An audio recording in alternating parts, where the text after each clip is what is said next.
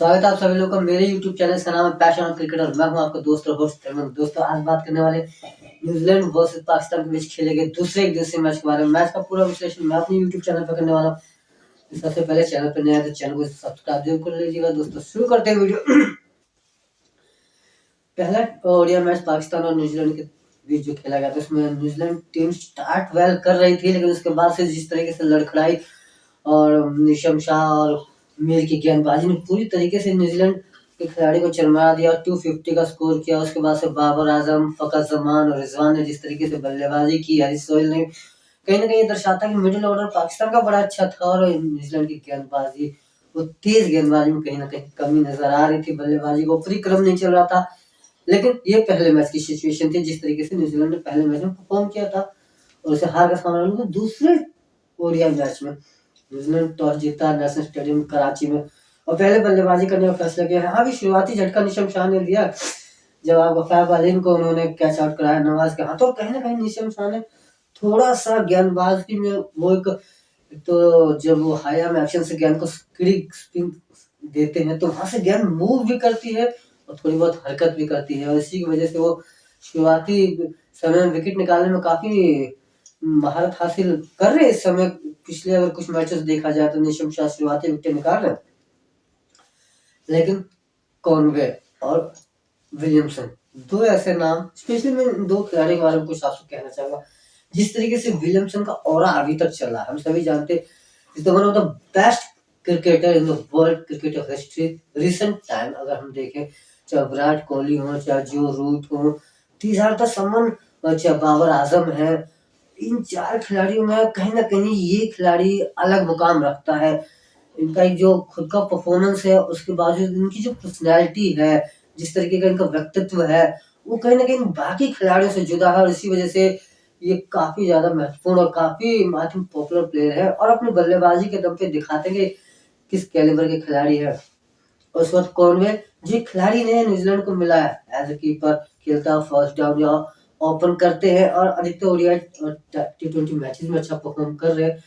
पहले मैच में 0 था तो इस मैच में बकायदा शतक लगाया और बहुत शानदार तरीके से जो शतक लगाया 92 गेंदों में 101 रन और बहुत अच्छी तरीके से। और सबसे बड़ी बात क्या है, जो पार्टनरशिप बिल्ड करनी थी ना, जो कॉनवे और विलियमसन ने जो पार्टनरशिप बिल्ड की है, सिंगल डबल, देखिए अगर मैं पूरा एक स्कोर कार्ड और इनकी बैटिंग का कॉनवे दिखाता हूँ, 92 गेंद खेली इन्होंने, 1 रन बनाया, 13 चौके और 1 छक्के।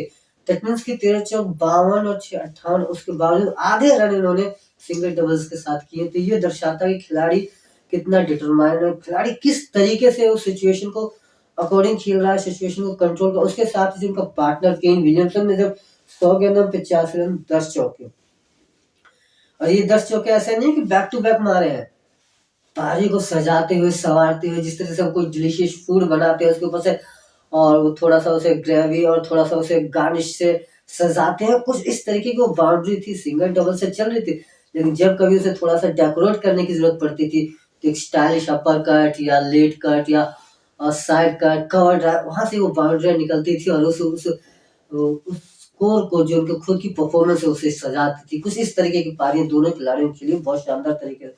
गेंदबाजी वहां पाकिस्तान की इस मैच में कहूंगा कि उतनी बेहतर नजर नहीं आई जब तक ये दोनों बल्लेबाज खेल रहे थे, माफ कीजिएगा।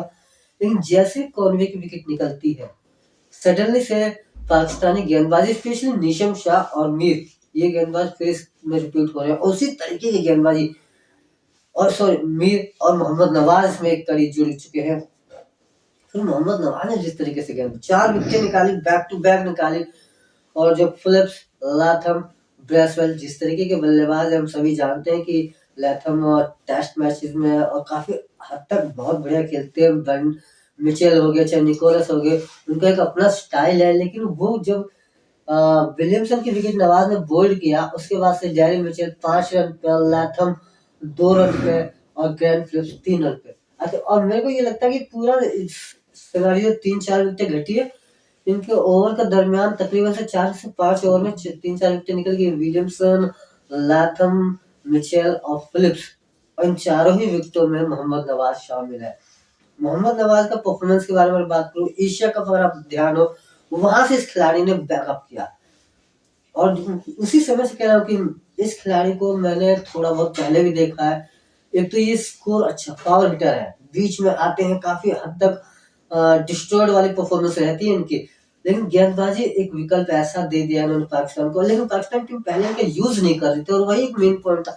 अब एक ऐसा खिलाड़ी मिला है जो मिडिल ऑर्डर में आपकी 10 ओवर कर रहा है। वो फॉर्मेट आपके अकॉर्डिंग हो सकता है, T20 है तो 4, टेस्ट मैच है तो दैट्स नो लिमिट, और विकेट निकल सबसे बड़ी बात, विकेट निकाल रहा और रन उस जगह अकॉर्डिंग टू द किस फॉर्मेट में वो खेला उस हिसाब से रन भी बना रहा है। तो मोहम्मद नवाज एक ऐसा प्लेयर उनको मिला जहां अपने तरीके से अपने रिसोर्सेज के साथ परफॉर्मेंस देके टीम के हेल्पफुल सिचुएशन को ले जाने में मदद करा, और एक बहुत बड़ी योगदान। आई थिंक कुछ एक ऐसे प्लेयर हैं पाकिस्तान टीम में जिन्हें पाकिस्तान टीम नदारद कर रही है, जिन्हें पाकिस्तान टीम शायद अपने अंदरूनी घरेलू मसलों की वजह से बाहर बिठा रखी है। अभी सरफराज अहमद का जो दोनों ही पारियों में सेकंड इनिंग में शानदार शतक और वो मैच बचाया उन्होंने, आई थिंक उनकी भी जरूरत कहीं ना कहीं टीम में बन रही है, और हम उन्हें खिलाने को, हारिस सोहेल की जगह वो खेल सकते हैं, एक अनदर ऑप्शन है, लेकिन आई थिंक ये उनका अपना मसला है, हम उसके ऊपर नहीं जाएंगे। ब्रेसवेल, उस्मान ओसामा मीर ने ब्रेसवेल की विकेट नहीं की, और उसके बाद मैं ये कहूंगा कि सैंटनर कैमियो खेला इस मैच में, जो एक 267 का परफॉर्मेंस था, दोनों विकेट गिरने के बाद कॉनवे और विलियमसन की, ऐसा लगा था शायद टीम, क्योंकि 200 तक समथिंग 2 ही विकेटें थी 200 पे, तो वहां से विकेटें जब निकलनी शुरू हुई है तो ये सिचुएशन पूरी तरह से आउट ऑफ कंट्रोल हो गया। फिर सेंटनर ने केवल 40 गेंदों में एक चौका एक छक्के की मदद से 37 रन बनाया, लेकिन जिस तरीके की परफॉर्मेंस उन्होंने वहां पर दी बहुत शानदार तरीके से, और वो स्कोर 260 के पार पहुंचाया। गेंदबाजी का विकल्प हम सभी जानते हैं कि निशम शाह ने 3 विकेट, नवाज ने 4, 1 विकेट हरीश रऊफ और 1 विकेट उस्मान मीर को मिली है। अच्छे और शानदार तरीके से गेंदबाजी करते हैं दोनों ही गेंदबाजों ने, पाकिस्तान को मैच में वापसी कराया, और पूरी तो ताकत बल्लेबाजों को लगानी थी। फिर एक पारी मोहम्मद रिजवान को, बाबर आजम को, फकर जमान को खेलनी थी, लेकिन शायद इस बार न्यूजीलैंड के गेंदबाज तैयार थे, वो इस मौके को गंवाना नहीं चाहते थे, और शायद कहीं ना कहीं पिच में भी वो मोमेंट था, शुरुआती झटका।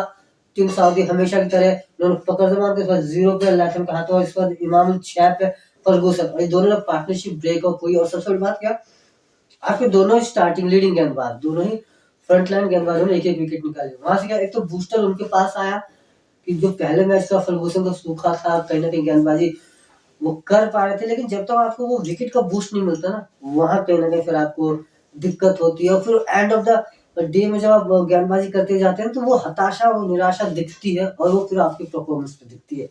उसके बाद बाबर आजम पहले मैच की तरह इस मैच में भी 79 का स्कोर किया, और मोहम्मद रिजवान ने भी 28 गेंदे, लेकिन ये पारी 50 गेंदे 28 रन, क्या पाकिस्तान की हार की कम जो मेन वजह रही ये पारी रही, कहीं ना कहीं सोचने की जरूरत है। लेकिन एक नजरिया ये भी, जब 6 रन पे 2 विकेटें निकल गई हो तो आपको कितना, आई थिंक किस मैं वर्ड को थोड़ा सा मिस आउट कर रहा हूँ, कितना धैर्य पूर्वक आपको पारी को सजाना है, किस तरीके से अपनी परफॉर्मेंस को निखारनी है, और टीम 6 रन पर 2 विकेट गिर चुकी है, आप रिस्क नहीं ले सकते हो, आपके बाद कोई ऐसा भरोसेमंद बल्लेबाज नहीं दिख रहा जो साथ दे, तो दोनों ही खिलाड़ी, आई थिंक मोहम्मद रिजवान ने जो 28 रन 50 गेंदों बनाया, क्रिटिसाइज बहुत होंगे और होना भी चाहिए, लेकिन अकॉर्डिंग टू सिचुएशन में कहूँगा अच्छी पारी थी।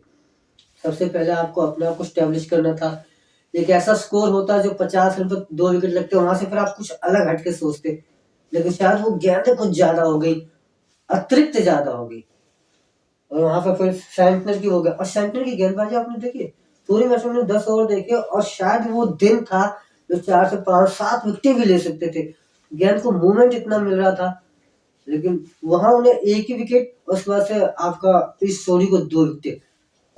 कभी कभार दिन अच्छा होता है, लेकिन शायद वो परफेक्टनेस नहीं हो पाती, वो परफेक्ट टाइमिंग आप नहीं कर पाते जिसकी जरूरत होती, जितना एज चाहिए था वो नहीं मिल पाता। आज बहुत सारे ओवर थे, लेकिन वो परफेक्ट डिलीवरी जो आपको विकेट दिला पाती वो नहीं हो पा रही थी।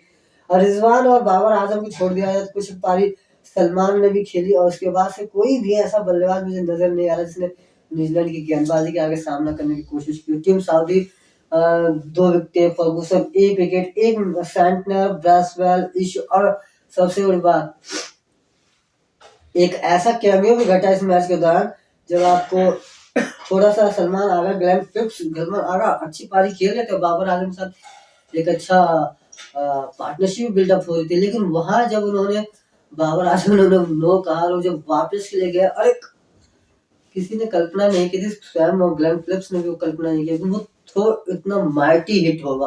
उसके बाद से जो सेलिब्रेशन बना था, I think that was a fun. मुझे नहीं लगता कि शायद मैं इतना बेहतरीन थ्रो और वो इस तरीके से, क्योंकि हम सभी वो फिलिप्स ने उसी तरीके से गेम को थ्रो किया, एक अमूमन लेजी सा थ्रो था, लेकिन वो जाया, उसके बाद से वो सेलिब्रेशन था, दैट वाज फिनोमिनल। ऐसा क्रिकेट में होता है कि आप एक अनचाही चीज जो आपको सडनली से मिल जाती है तो उसकी खुशी का ठिकाना नहीं रहता। कुछ इसी तरीके की फीलिंग्स थी ग्लेन फिलिप्स की। पाकिस्तान टीम की बल्लेबाजी कहीं ना कहीं हम सबको निराश कर गई। न्यूजीलैंड टीम ने हर एक फील्ड में बल्लेबाजी दोनों ही, और विलियमसन और कॉनवे, उसके बाद से आपका सेंटनर, गेंदबाजी मिला जुला प्रदर्शन था। उतना अच्छा स्कोर नहीं था जितनी अच्छी पार्टनरशिप बिल्ड हुई थी न्यूजीलैंड की। तकरीबन 350 स्कोर बनना चाहिए था, लेकिन पाकिस्तानी गेंदबाजी, स्पेशली नवाज ने अच्छी गेंदबाजी की, लेकिन उस जो गेंदबाजों ने जो टोटल, जिस टोटल पे न्यूजीलैंड को रोका, और जो एक I think achievable total Pakistan के बल्लेबाजों के लिए छोड़ा उन्होंने, वो पाकिस्तानी बल्लेबाज उसे हासिल नहीं कर पाए, परफॉर्मेंस को दोहरा नहीं पाए। ये थोड़ा सा निराशाजनक रहा, लेकिन हाँ, क्रिकेट में ये चीजें चलती रहती है, कभी आप ऊपर तो कभी आप नीचे, और ये खेल का एक हिस्सा है। पहली पारी, पहला मैच बहुत शानदार तरीके से जीता था, दूसरे में कहीं ना कहीं कुछ कमियां रही दोस्तों।